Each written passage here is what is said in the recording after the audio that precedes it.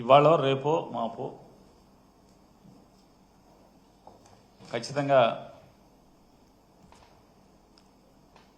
అంటే 2వ తారీఖు ఏదో స్క్వాష్ పిటిషన్ ఉన్నట్టుంది మేనేజర్ది. ఆ స్క్వాష్ లోపు ఇప్పుడు ఎంతమందిని పోలీస్ స్టేషన్లో కొడుతున్నారో, మగ్గ తీసుకో రోజు పొద్దు నుంచి రాత్రి దాకా ఉంచుతున్నారు. ఏదో రకంగా ఆ మేనేజర్ని తీసుకొచ్చి 2వ తారీఖు లోపు నన్ను, నా కుమారుణ్ణి ఇద్దరిని ఏదో రకంగా అరెస్టు చేయాలనేటువంటి, నన్ను జైల్లో పెట్టాలని నాతో కొంతమంది మంత్రులు, కొంతమంది ఎమ్మెల్యేలు మాట్లాడటం జరిగింది. నేను 15, 16, 17 అందుబాటులో ఉన్నాను. రాత్రి తెల్లారుజాము నుంచి పొద్దు నుంచి కూడా నేను బందర్లోనే అందుబాటులో ఉన్నాను. వాళ్ళందరూ మాట్లాడేది ఏంటంటే, అరే నిన్ను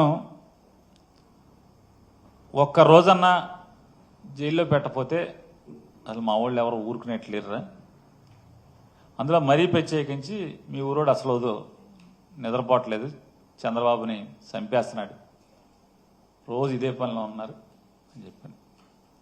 తప్పకుండా.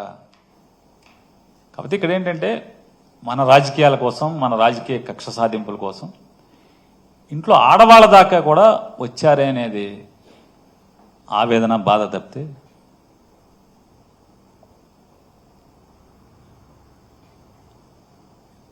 మరొకసారి చెప్తూ నేను మనోహర్ గారిని మరొకసారి వేడుకుంటున్నాను. నేను అడిగే సమాచారాన్ని ఇప్పించమని చెప్పని, ఆదేశించమని చెప్పని, అలాగే సామాన్య ప్రజలకు కూడా నేను చెప్పుకునేది, ఇది దుష్ప్రచారాలు నమ్మబాకండి, నిజం నిలకడ మీద తేలుతుంది. నేనైతే ఏ పాపం ఒడిగట్టలేదు, నా భార్య ఇందులో ఏ పాపం తెలీదు. అమాయకురాల్ని ఈ రకంగా నా మీద కక్షతో ఆవిడని చిత్రవద చేయటం, మానసికంగా ఆవిడ క్యారెక్టర్ని దుర్మార్గంగా అసాసిన్ చేసింది ఇన్నాళ్ళు అయిపోయింది. అంటే మేము ప్రభుత్వంలో ఉన్న నాళ్ళు ఆవిడ క్యారెక్టర్ గురించి అసహ్యంగా చిత్రీకరించడమే కాకుండా ఇవాళ ఆవిడ మీద కేసు కూడా కట్టి ఈ రకంగా అప్రదిష్ట పాలు చేయటం. ఏమనుంటే కక్ష నా మీద వేసేయండి, నన్ను మీ ఇష్టం వచ్చింది చేయండి అని చెప్తూ తప్పకుండా ఇంకా చాలా విషయాలు మాట్లాడాలన్నప్పటికీ ఇవన్నీ కేసు కోర్టులో ఉన్నాయి. 30వ తారీఖు బెయిల్ ఇస్తారా ఎవరా అనేది బెయిల్ తీర్పు 30వ తారీఖు వస్తుంది.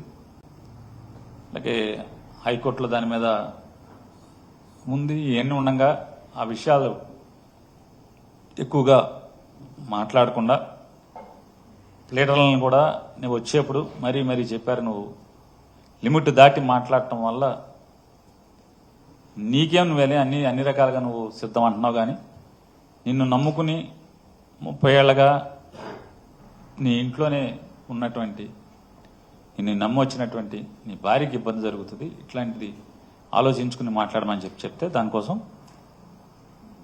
కోర్టుకి ఇబ్బంది లేకుండా, కోర్టులు ప్రెజుడిస్ అవ్వకుండా సాధ్యమైనంత వరకు నేను నా బాధని లేతే వాస్తవాలని వెల్లడించే ప్రయత్నం చేశాను. రాజకీయాల్లోనే నికార్స్గా బతికినటువంటి ఈ పేరు నాని అనేవాడు ఈ బియ్యాన్ని కక్కుర్తిపడి ఇంత దిగజారుతాడని, లేదా 20 రూపాయలకి 23 రూపాయలకే మార్కెట్లో దొరుకుతున్నాయని ప్రస్తుతం మంత్రులే 47,000 టన్నులు షిప్పులు సీజ్ చేసినటువంటి మంత్రులే వాళ్ళు చెప్పే పరిస్థితి ఉంటే నేను తలుచుకుంటే తెచ్చిపెట్టలేనా? 2 ఒకవేళ అంటే అన్ని వేల టన్నులు షిప్పులే లభ్యత డోర్ డెలివరీ ఇస్తున్నప్పుడు ఇవరా? కాబట్టి మనం తెలియంగానే మన ధర్మంగా మనం చెప్పాలి. మనం ఏదన్నా కానీ, అది సూపర్వైజరీ లోపన కానీ ఏదన్నా కానీ నైతికంగా మనది బాధ్యత ఉన్నట్టు కాబట్టి మీరు చెప్పండి. ఎవరైనా నాకు అద్దె వచ్చిన అద్దె 2 ఏళ్లలో వచ్చింది, ఇవాళ నేను కట్టిన డబ్బు 5 సంవత్సరాల అద్దె నాకు వస్తే అన్నీ కలిపి ట్యాక్స్లు గీక్స్లు ఖర్చులు అన్నీ కలిపితే 5 సంవత్సరాల అద్దె నాకు వచ్చేది. ఇది తెలీదా? తప్పులు చేస్తే పాపాలు చేస్తే ఎట్లా జరుగుతుందో. ప్రభుత్వంలో ఉన్నోళ్ళు లేకపోతే రాజకీయ నాయకులు మీడియా వాళ్ళు అంటే ఏదో కక్షతో ఉన్నారు కాబట్టి వారు నమ్మినా నమ్మకపోయినా. సామాన్యులు అయితే పేరు నాని అనేవాడు లేదా పేరు నాని భార్య ఈ పాపం ఇంత కూడా చేయలేదు అనేది మరీ విజ్ఞప్తి చేసుకుంటూ